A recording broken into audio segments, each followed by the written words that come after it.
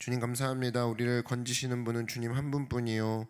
우리가 이 세상 떠날 때에 우리의 손목을 굳게 잡고 우리를 인도하시는 분도 주님이십니다.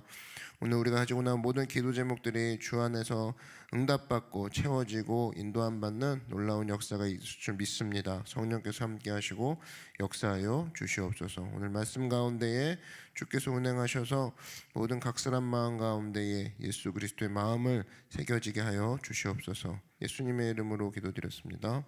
아멘. 함께 말씀 보겠습니다. 사도행전 22장 1절부터 8절 말씀입니다. 사도행전 22장 1절부터 8절 말씀 제가 봉독하겠습니다. 부형들아, 내가 지금 여러분 앞에서 변명하는 말을 들으라.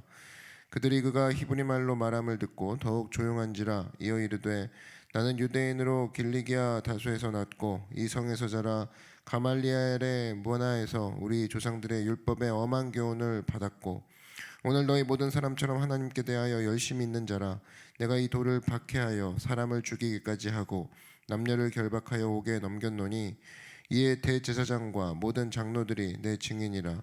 또 내가 그들에게서 다메섹 형제들에게 가는 공문을 받아가지고 거기 있는 자들도 결박하여 예루살렘으로 끌어다가 형벌받게 하려고 가더니 가는 중 다메섹에 가까이 갔을 때 오정쯤 되어 호련히 하늘로부터 큰 빛이 나를 둘러 비치매 내가 땅에 엎드러져 들으니 소리 있어 이르되, 사울아 사울아 네가 왜 나를 박해하느냐 하시거늘 내가 대답하되, 주님 누구시니까 하니 이르시되, 나는 네가 박해하는 나사렛 예수라 하시더라. 아멘. 네, 오늘은 겸손한 마음이 능력이다, 겸손한 마음이 능력이다라는 제목으로 하나님 말씀 증거하도록 하겠습니다. 사도 바울이 말씀 증거할 기회를 얻었습니다. 오늘 이 말씀을 통해서 복음을 증거할 때 자세 두 가지를 살펴보도록 하겠습니다. 첫 번째는 친절함의 영성이라는 거예요. 많은 사람들이 예수를 믿는다, 또 진리를 갖고 있다라는 그 사실로 또 무례하고 또 고압적일 때가 있습니다. 어떤 내가 진리를 믿는다는 이유만으로 윽박을 지르는 자세, 그것들이 할 수 있는 자세 중에 쉽게 할 수 있는 자세인데 내용은 맞죠. 근데 그런 식의 접근은 진리라고 할 수가 없더라는 겁니다. 진리가 아무리 자기가 소유하고 있다 할지라도 상대가 받아들일 수 있게 친절하게 전달하는 거, 그것까지 생각해야 된다라는 거예요. 어떤 사람 그럽니다. 복음 자체가 능력인데 뭐 꾸미려고 하느냐. 맞는 말인데 틀리죠. 왜 설교를 하죠? 설교도 마찬가지죠. 이것도 그 시대에 있는 사람들에게 문화죠. 그 문화에 맞게 전달하려고 힘쓰는 모습, 그게 바로 설교 아닙니까? 그래서 우리가 생각할 때 이게 맞는 말이니까 무조건 전하면 된다. 그것보다 더 가져야 되는 생각이 뭐냐면 영혼을 사랑하는 마음, 특별히 이 메시지를 듣는 또 복음을 접하는 사람이 어떤 사람들인가, 한마디로 영혼을 사랑하게 되면 잘 알아듣는 것까지 준비하는 모습까지 나아간다라는 거예요. 내용이 중요하니까 알아서 들어가 아니라 듣는 사람은 어떤 마음일까, 듣는 사람은 과연 어떤 상태일까, 그것까지 생각하는 게 영혼 사랑이죠. 그랬을 때 하나님 앞에 쓰임 받을 때 굉장히 능력 있게 쓰임 받을 수 있다라는 겁니다. 우리 뭐 사랑이 최고다 그랬을 때 선물 대충 주지 않죠. 마음을 담아서 데코합니다. 이리저리 예쁘게 향수도 뿌리고 어디서 전달해 줄까, 또 어떤 말을 해줄까, 전달하기 전에 무슨 말할까, 전달하고 나서 무슨 말할까. 진짜 그 사람이 사랑하는 사람이라면 선물 줄 때도 대충 주지 않죠. 그러므로 복음 전할 때 형식이 필요 없다? 옳지 않습니다. 잘 전달하려고 애쓰는 모습, 그게 오늘 사도 바울이 보여주는 모습이다라는 거예요. 첫 마디가 뭡니까? 부형들아, 그죠? 이 한자인데 영어로는 brothers and fathers, 그죠? 형제들아, 또 여기 있는 아버지들아. 그러니까 동족임을 강조하는 거죠. 그리고 이제 히브리 방언으로 얘기합니다. 히브리 말로. 이런 접근 방법이 꼭 필요하다라는 거예요. 그래서 전도를 전도를 한다라고 했을 때 전도의 중심이 교회가 돼서는 안 됩니다. 오래 믿은 사람 중심으로 전도하면 안 되고 unchurched people이라고 그러죠. 예수 믿은 사람이 편하게 전도하는 게 아니라 새로 믿는 사람들이 편하게 전도를 해야죠. 그러려면 준비를 많이 해야죠. 이 사람이 어떤 상태일까? 어느 부분이 힘들어할까? 또 어떻게 기도를 하면서 나아갈까? 그 개념 중에 하나가 예수님이 만난 사람들을 살펴보면 금방 알 수 있습니다. 니고데모를 만날 때와 사마리아 여인을 만날 때가 달랐죠. 니고데모 그러면은 사복음서에 나온 사람들 중에서도 꽤 배운 사람에 속합니다. 그런 사람에게는 신학적 개념으로 접근하죠. 물과 성령으로 거듭나야 된다. 굉장히 우리가 봐도 너무 어려운 거 아닌가? 근데 니고데모는 대화가 가능하죠. 알아듣는 너에게 맞춰주겠다 그거예요. 학자니까. 사마리아 여인은 그렇게 접근 안 하죠. 딱 봐도 이제 많이 공부한 여자 같지 않으니까 예수님도 그냥 편하게 얘기합니다. 근데 거기에 막 말 속에 뼈들이 있죠. 그러니까 예수님은 사람마다 다르게 접근했다라는 거예요. 내가 예수님이니까 나한테 맞춰. 내 기준은 이거야. 그렇게 접근하지 않았다는 겁니다. 예수님은 상대방에게 맞춰줬다는 겁니다. 그러니까 다 다르게 접근했다라는 거죠. 왜? 그 사람에게 전달되는 게 목적이니까. 직업은 직업대로. 삭개오는 같이 밥 먹었죠. 밥 먹어서 전도한 사람은 성경에 기록된 건 삭개오밖에 없습니다. 예수님 밥 먹으면서도 사람 변화시켰어요. 그걸 예수님의 시선이 우리가 배울 수 있어야죠. 이 사람은 밥 먹으면서 이게 필요하구나. 밥 먹는 게 필요하구나. 이 사람은 사람 피해 다니는 여자인데 남편이 이렇게 많은데 어찌 그 정오에 물을 길어 나올까? 대화해 줘야겠다. 그래서 출발을 거기로 삼지요. 그래서 이 사람에 대한 연구 이것이 분명한 예수님의 답입니다. 따뜻한 마음으로 접근할 필요가 있다라는 거예요. 그래서 여러분 항상입니다. 변하지 않는 진리인데 사랑하면 연구하게 돼 있어요. 사랑하면 세세히 봅니다. 그래서 어떤 형제나 자매도 무심한 성격인데 어느 날 와가지고 쟤 뭐 좋아하는지 혹시 아세요? 그러면 평소에 너 별로 관심 없는데 그런 걸 왜 나한테 묻냐? 관심 있구나 그겁니다. 관심 있구나. 너무 서운해하지 않을까요? 응? 별로 신경 안 썼잖아. 그러면 근데 거기서 관심 있다 이걸 얘기하는 거죠. 관심 있으면 보입니다. 저 사람이 요거 좋아하는구나. 저 사람이 요거 힘들어하는구나. 그래서 우리가 언제나입니다. 복음이라는 진리를 갖고 있을 때 사랑이랑 딱 결합이 됐을 때 나타나는 현상, 사람을 연구해요. 그래서 이 시대를 연구하고 이 시대 속에 사는 사람들을 연구하고 이 사람들은 진짜 무엇이 필요할까? 또 더 나아가서는 내 앞에 있는 한 사람, 그 사람은 지금 어떤 말이 필요하고 어떤 것이 필요할까? 그것을 생각하는 게 그게 사람 사랑하는 거예요. 그래서 언제나 우리가 복음을 먼저 접한 자로서 사람을 사랑하고 사람을 향해 준비하고 또 사람을 향해 다가가는 그런 교회와 성도 되기를 주의 이름으로 축원합니다.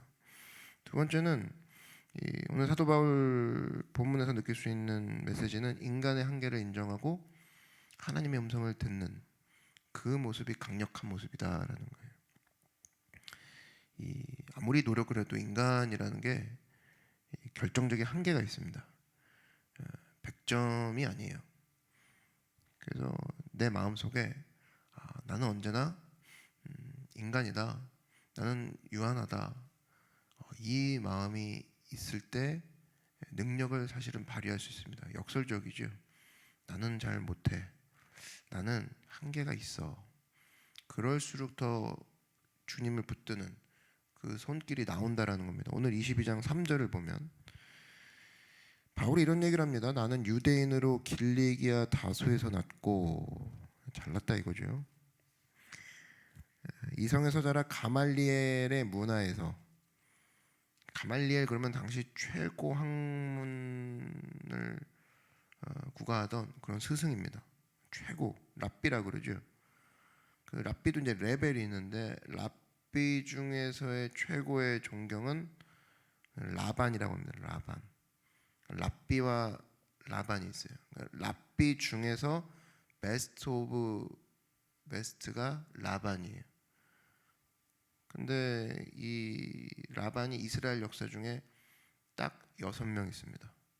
그러니까 계산을 이렇게 해보면 거의 뭐 10년마다 한 명, 100년마다 한 명, 뭐 그렇게 나오는 굉장히 드문 거죠. 랍비 중에서의 최고. 근데 이 가말리엘 이 사람이 라반이었어요.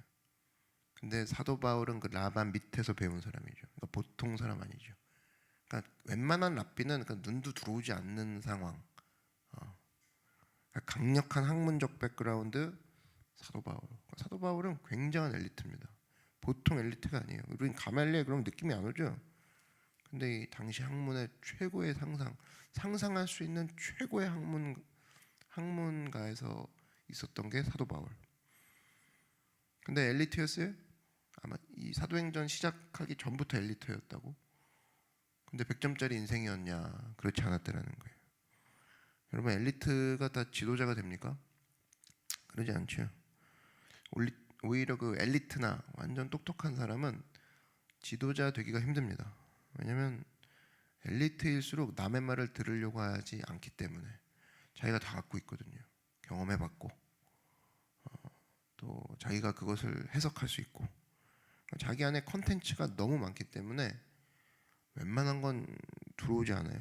뭘 텅 비어 있어야 이제 주워 듣는데 내 안에 내가 너무 많은 거죠.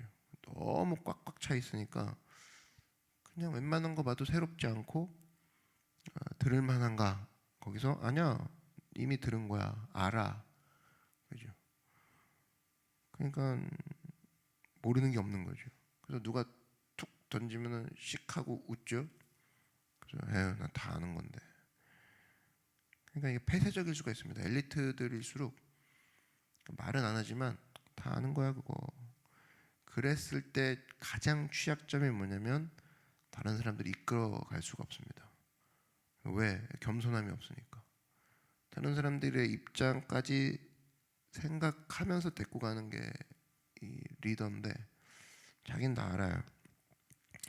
그랬을 때 이 연결고리를 상대방까지 포용한다. 굉장히 어려운 일입니다. 그래서 엘리트들일수록 사람들이 많이 붙지 않죠. 똑똑한데 사람들이 안 붙어요. 그게 뭐 이상한 게 아니에요.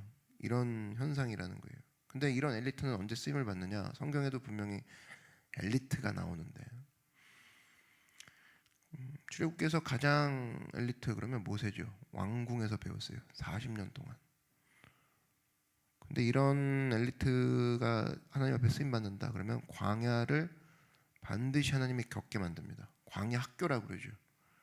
한 40년 썩어요. 그러면 그때부터 인물이 되는 거예요. 그때부터 지도자가 되는 거죠. 그래서 엘리트 가운데는 그냥 쓰임 받는 엘리트는 거의 없습니다. 하나님께서 바닥을 기게 만들죠. 왕궁에서 왕궁을 경험하다가 광야를 경험하게 되는. 그러니까 이 격차가 굉장한 건데 그거를 그 정도로 경험을 시켜놔야 머릿속에 내가 최고다, 나는 엘리트 이것들이 깨지기 시작할 때부터 자기 한계를 인정할 때부터 하나님이 그때부터 쓰신다라는 거죠. 그래서 하나님이 우리를 쓰는 시작은 내가 나의 한계를 인정할 때 그때부터 쓰신다라는 겁니다. 그럼 그때부터 터져 나오는 고백들이 이제 하나님을 의지하는 고백들이 막 나오는 거죠. 그래서 하나님 앞에 내가 쓰임을 받기 원합니다라고 했을 때 우리 안에 제일 먼저 장착되어야 되는 마음이 이 바닥의 마음, 겸손한 마음이 중요하다는 거예요. 한계를 인정해야지만 하나님을 의지함으로 나아가기 때문에 오히려 그것이 한계를 인정하는 것이 당장은 약해 보일지라도 한계를 인정함으로 하나님을 의지함으로 오히려 결과적으로는 강력하게 쓰임 받을 수 있다. 하나님은 요 단계를 반드시 거치게 한다라는 거예요. 또 사도 바울은 어떤 사람이었느냐? 열심히 있었던 사람입니다. 근데 알 수 있는 게 뭐냐? 사도 바울처럼 다메섹 도상 전에 사도 바울의 삶처럼 열심만 낸다고 하나님께 쓰임 받느냐? 오히려 그 열심히 복음의 장애가 될 수 있다는 걸 보여주는 게 사도 바울이죠. 언제 쓰여졌어요? 열심이 아니라 정확히 얘기하면 예수님의 십자가에 자기의 욕심과 정욕이 못 박혔을 때 그때부터 쓰임을 받았다는 겁니다. 그러니까 모든 열심이 십자가 앞에서 멈춰짐을 당했을 때, 십자가 앞에서 정욕과 탐욕이 다 못이 박혔을 때가 그때부터 쓰임을 받았다는 거예요. 오늘 사도 바울 한번 보시면 22장 3절 열심히 나옵니다. 하반절 보시면 오늘 너희 모든 사람처럼 하나님께 대하여 열심히 있는 자라, 자기가 그랬다는 거예요. 어느 그 열심의 내용이 나오는데 내가 이 돌을 박해하여 사람을 죽이기까지 하고, 사람 죽일 정도로 열심히 했다는 거예요. 우린 그 정도 열심히 한 적 없죠. 근데 사도 바울은 오늘 한 명 죽였어. 진짜로 죽였어요. 남녀를 결박하여 옥에 넘겼노니 네가 못 죽었냐? 그럼 내가 끝까지 가서 옥에 집어넣겠다. 굉장히 열심히죠. 이에 대제사장과 모든 장로들이 내 증인이라. 또 내가 그들에게서 다메섹 형제들에게 가는 공문을 받아가지고 거기 있는 자들도 결박하여 예루살렘으로 끌어다가 형벌받게 하려고 가더니, 그러니까 열심히 하늘을 찔렀다 그 얘기입니다. 나는 죽이는 것도 해봤고 죽이지 못해서 멀리 도망간 놈이라면 공문을 받아서까지 국경을 넘어서까지 내가 잡아서 넣었던 사람이야, 이거거든요. 요게 사도 바울 회심 이전의 열심이에요. 근데 방향이 올바랐습니까? 아니죠. 자기는 열심히 한다고 했지만 그게 오히려 하나님께 저항하여 하는 거였더라고. 우리도 마찬가지입니다. 아무리 열심이라는 모습이 바른 열심이라 할지라도 그 안엔 불순물이 들어갈 수밖에 없어요.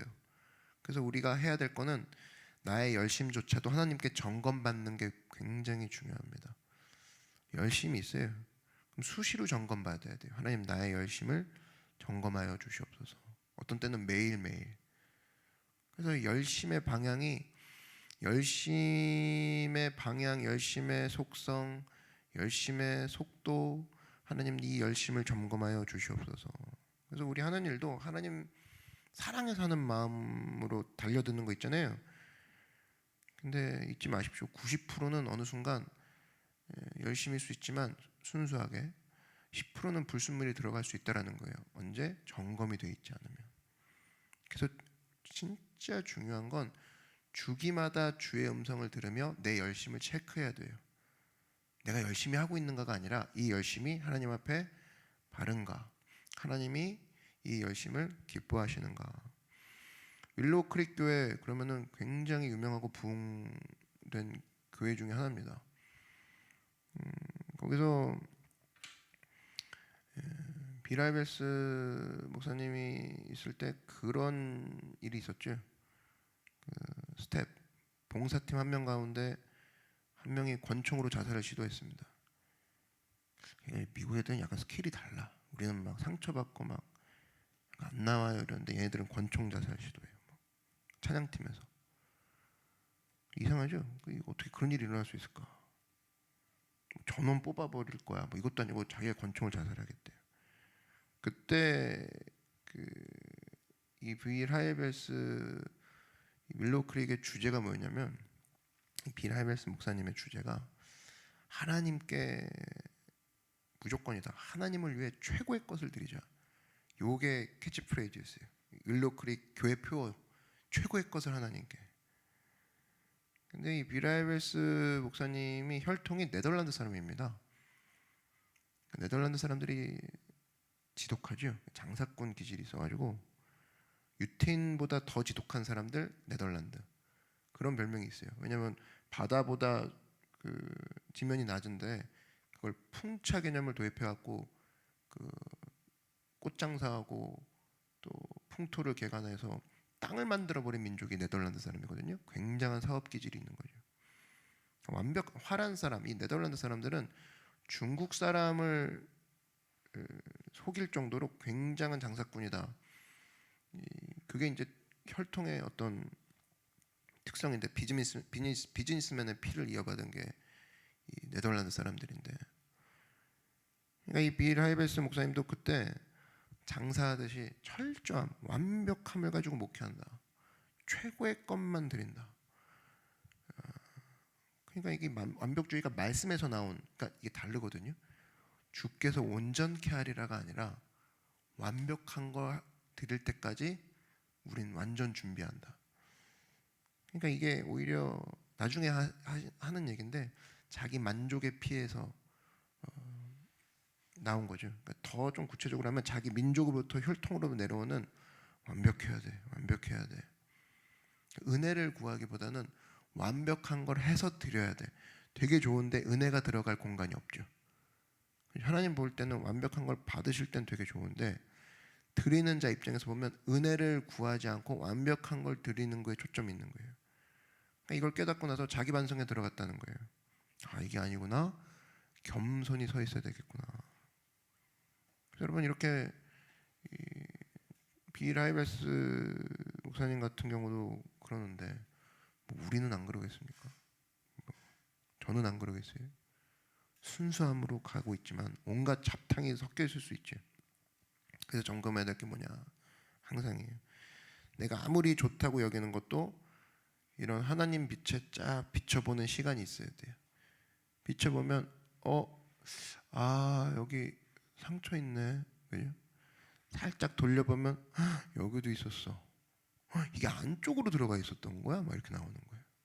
내가 볼 땐 좀 아까까진 보석이었는데 쓱 보니까 닦아야겠는데 이게 나오는 거죠. 이걸 제거하는 모습이 있어야 된다는 겁니다.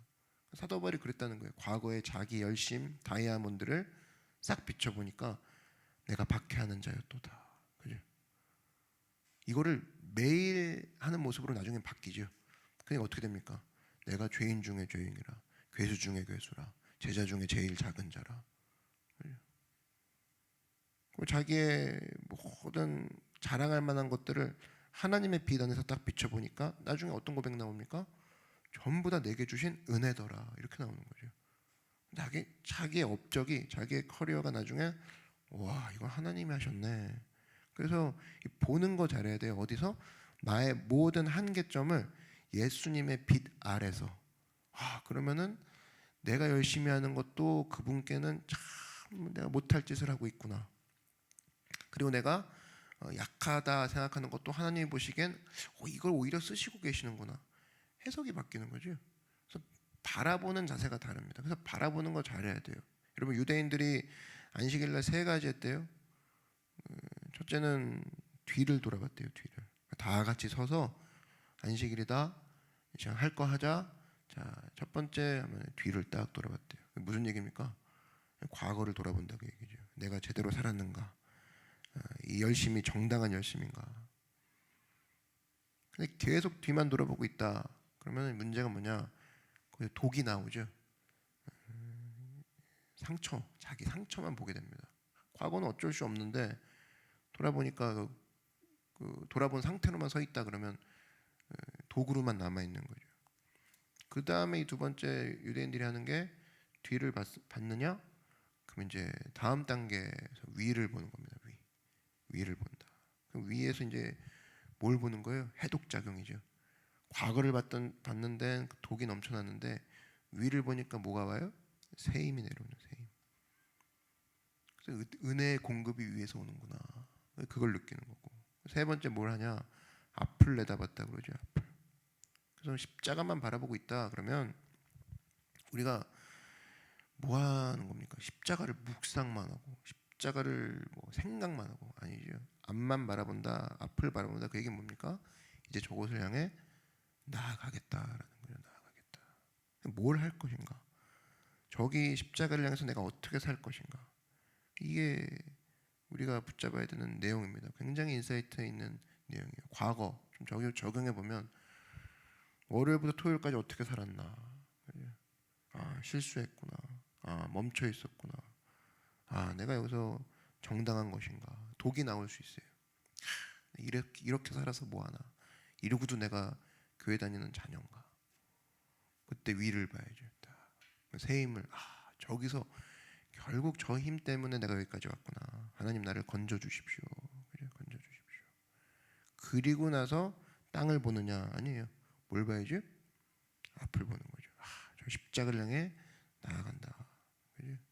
예배의 자리, 기도의 자리로 나아간다. 십자가로 나아간다. 대부분 뒤를 보고 땅을 보든지 하늘 보고 땅을 보든지 그냥 푹 주저앉는 모습들이 습관일 텐데, 분명한 건 우리가 십자가를 향해서 나아가는 거, 이것만큼 중요한 게 없는 거죠. 사도 바울의 오늘 메시지가 뭐냐? 잊지 마라. 내가 과거에 했던 모든 거 겸손 모드로 나아가죠. 열심? 그거 아무것도 아니다. 엘리트? 다 썩어 빠진 거야. 내가 하나님께 받은 걸 지금 생각해 보니까 이때부터 사도 바울이 깨닫고 달려나가기 시작하는 게 겸손한 마음을 가졌을 때부터 튀어나가더라는 겁니다. 그래서 여러분, 시편 17절에 야훼여 주는 겸손한 자의 소원을 들으셨사오니, 주님이 소원을 듣는 자의 그 종류가 있는데 겸손한 자의 소원을 듣겠대요. 그들의 마음을 준비하시며 귀를 기울여 들으시고, 겸손한 자는 보너스로 마음을 준비시켜 주신대. 여러분, 우리 그 마음이 준비되는 게 어렵잖아요. 항상 보면 마음이 뭐 흔들리고 마음이 어렵고 마음이 아직 준비가 안 됐고. 근데 이 시편 17절은 야훼여 주는 겸손한 자의 손을 들으셨사오니 그들의 마음을 준비하시며, 하나님은 겸손한 자에게는 어느 정도냐면 가서 내가 네 마음을 준비시켜 주겠다. 최고의 준비 아닙니까? 다 준비했는데 마음 준비 안 돼가지고 망치는 게 인간사인데, 하나님은 오셔갖고 내 마음을 세팅해 주신다는 거예요. 근데 겸손한 자에게. 또 하나, 귀를 기울여 들으신대요. 그냥 얘기해봐. 뭐라고가 아니라 네가 아까 했던 그 얘기가 무슨 얘기냐 하고 귀를 기울인다는 거예요. 최고 아닙니까? 근데 어떤 사람에게? 겸손한 자에게 최고죠. 빌립보서 2장 3절에 아무 일에든지 다툼이나 허영으로 하지 말고 오직 겸손한 마음으로 각각 자기보다 남을 낮게 여기고 각각 자기 일을 돌볼 뿐더러 또한 각각 다른 사람들의 일을 돌보아 나의 기쁨을 충만하게 하라. 너희 안에 이 마음을 품으라. 곧 그리스도 예수의 마음이니. 겸손한 마음은 곧 성경이 뭐라고 하고 있습니까? 예수님 마음이라는 거예요. 겸손한 마음이 예수님 마음이라는 거예요. 그래서 여러분, 우리가 하나님이 주신 은사와 잠재력과 능력이 있어요. 이거 딱 갖췄다 느꼈을 때 어디로 가야 돼요? 하나님 앞에 나아가야죠. 그때마다 점검 받습니다. 하나님, 내가 높아진 마음이 있습니까?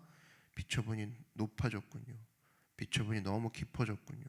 하나님 도와주십시오. 인도함 받기 원합니다. 그래서 리더는 매 순간 하나님의 음성을 듣는 자예요. 매 순간. A.W. 토저가 그런 얘기했죠. Listen to the man who listen to God. 하나님의 음성을 듣는 사람의 말을 들으라. 네가 수많은 조언이 있을 텐데 그 조언하는 사람이 하나님의 음성을 듣는 자냐? 그럼 그 사람의 말을 들으라는 거예요. 여러분이 지도자입니까? 그러면 하나님의 음성을 먼저 들어야 된다는 거예요. 하나님의 음성도 듣지 못하는데 어떻게 인간의 조언을 들을 수 있겠습니까? 그래서 하나님의 음성을 듣는 사람이라면 인간의 조언조차도 넉넉하게 받아들이고, 또 그런 것이 되다 보면 내 앞에 팔로워들이 영향력 있게 살아 일어나고 나 또한 그 가운데 하나님의 음성을 듣고 건강하게 영향을 끼칠 수 있는 사람이 되는 거죠. 그게 겸손한 사람의 갖고 있는 능력이라는 겁니다. 능력이 있을 수밖에 없죠. 왜냐? 잠언 3장 34절에 진실로 그는 거만한 자를 비웃으시며 겸손한 자에게 은혜를 베푸시나니. 하나님이 거만한 자를 대하는 태도는 명쾌합니다. 비웃는다라는 거예요. 하나님이 비웃는다는 거 상상해 봤어요? 썩 쏘죠? 야, 이거예요. 근데 그건 거만한 자에게. 하나님만이 할 수 있는 것 같아요. 우리가 거만한 자에게 우리가 난리라는 게 아니라 우리는 뭐예요? 우리는 그 앞에 겸손하라는 거예요. 우린 거만한 자를 보면서 우리도 거만해지죠. 그러지 말라는 거예요. 우리는 거만한 자를 보고 우린 겸손함으로 은혜 구해야지. 그러니까 거만한 사람은 정작 당하는 거 하나님의 석소고, 그걸 보면서도 겸손하게 나아갑니다라고 하는 사람은 그거 혜택이 어떤 혜택이 오는 것이냐? 하나님의 은혜를 받는 거고. 시간이 지날수록 강력해질 수밖에 없는 거죠. 근데 우리 인간의 심리는 그러지 않죠? 뭐라도 하면 짓밟아주고 싶고, 눌러버리고 싶고, 복수해주고 싶고. 근데 나는 복수에서 오는 나의 쾌감보다 하나님의 은혜를 선택하겠어. 그러면 여러분 정하세요. 난 겸손할 거야. 왜? 하나님이 그런 자에게 은혜를 베푸시죠. 베드로전서 5장 5절에 하나님은 교만한 자를 대적하시되. 아까 거만한 자는 비웃는 정도고 같은 놈들일 텐데 같이 얘기하는 거죠. 교만한 자냐 대적을 대신해 주신다라는 거예요. 겸손한 자들에게는 은혜를 주시느니라. 보세요. 거만한 자, 교만한 자 나오는데 거만한 자에게는 비웃고 교만한 자에게는 대적해 주신대요. 한마디로 하나님이 그냥 다 휘몰아치실 거다 이거예요. 근데 두 구절 다 나오는 것들이 구약과 신약에서 동일하게 얘기하는 게 겸손한 자에게는 뭘 주신다? 은혜를 주신다라는 거예요. 그럼 나는 그때 교만한 자를 대적해서 오는 카타르시스, 난 그걸 원해. 너를 밟아줄 때 난 쾌감을, 그런 거 좋아하는 사람 있죠? 내가 너를 아그작 깨물어 주겠어. 네가 나를 무시해? 약간 거기서 오는 이상한 그 깡, 그거 좋아가지고 거기에 매달리는 사람이 있어요. 근데 성경은 얘기해요. 너 은혜 받고 싶니? 은혜가 강하다고 얘기하니 겸손한 자에게 은혜를 주시느니라. 오늘 사도 바울이 그거 붙잡은 거죠. 언제나 겸손한 자에게 은혜를 주신 하나님을 깨닫고 겸손함이 최고의 능력이다, 이거 붙잡고 서 있는 여러분 되기를 주의 이름으로 축원합니다. 저를 따라 선포해 주시기 바랍니다. 나는 예수님 때문에 힘이 넘칩니다. 겸손함으로 은혜를 받습니다. 하나님은 겸손한 자 좋아하세요. 그러니까 내가 지금 성질이 좀 더럽고 아무리 상황이 열받아도 하나님 좋아하시는 거 해야지. 하나님 좋아하시는 거 해야지. 그때 은혜가 보여진다는 거예요. 오늘 말씀 정리합니다. 좀 우리가 친절한 영성이 있었으면 좋겠어요. 진리를 가졌다 했을 때 교회와 성도가 이 사람에게 맞춰줘서 어떻게 하면 복음을 전달할 수 있을까? 사람을 연구하고 사람을 사랑하는 교회. 그럼 기도가 나와요. 여러분 오늘도 이 자리에 기도하러 나왔죠. 그럼 각 사람마다 기도의 내용이 다르죠. 얘는 뭘 위해 중보기도해야겠고 뭘 위해 간구해야겠다. 사람 사랑하는 방법이에요. 또 하나 우리가 갖고 있는 장점, 하나님의 빛 아래 비추면 허점투성입니다.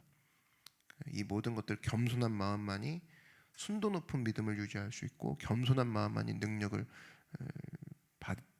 받고 그 가운데 큰 열매를 맺을 수 있는 모습이라는 거예요. 오늘 그 겸손한 마음을 구하고 하나님 내가 좀 더 친절해지기 원합니다. 그 친절한 마음이 기도로 이어져서 사람 품어버리고 그 가운데 하나님 앞에 나도 늘 겸손한 마음으로 능력받게 하여 주시옵소서. 구하고 응답받는 여러분들에게 주의 이름으로 축원합니다. 이 시간 기도하겠습니다. 기도하실 때 하나님 내가 한계가 있습니다. 나의 모든 것들 주님의 빛 아래에 비췄을 때 허점투성입니다. 그래서 내가 더 겸손합니다. 하나님 나에게 능력 주시고 은혜 주실 줄 믿습니다. 약속하신 말씀 내 삶 가운데 이루어 주시옵소서. 우리 주님의 이름 한 번 부르고 다 같이 간구하겠습니다. 주여, 사랑해 주님 감사.